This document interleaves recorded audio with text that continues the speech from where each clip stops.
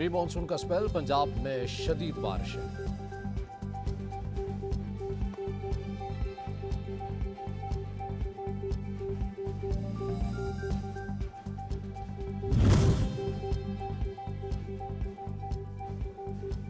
वज़ीर ख़ारजा का अमेरिका में एक हफ्ते तक क़याम का इम्कान। ज़राए के मुताबिक अमरीकी थिंक टैंक की जानिब से वज़ीर ख़ारजा को दावत दी गई।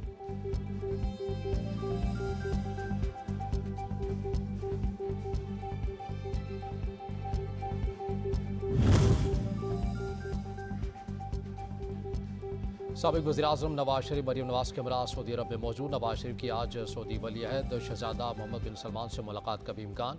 गवर्नर मक्का से मुलाकात कर ली।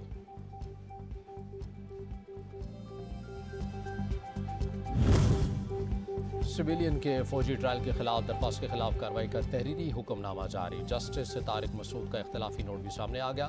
जस्टिस काजी फाइज ईसा के फैसले से मुत्तफिक हूँ, बेंच में शामिल करने से पहले मुशावरत नहीं की गई, नोट का मतन।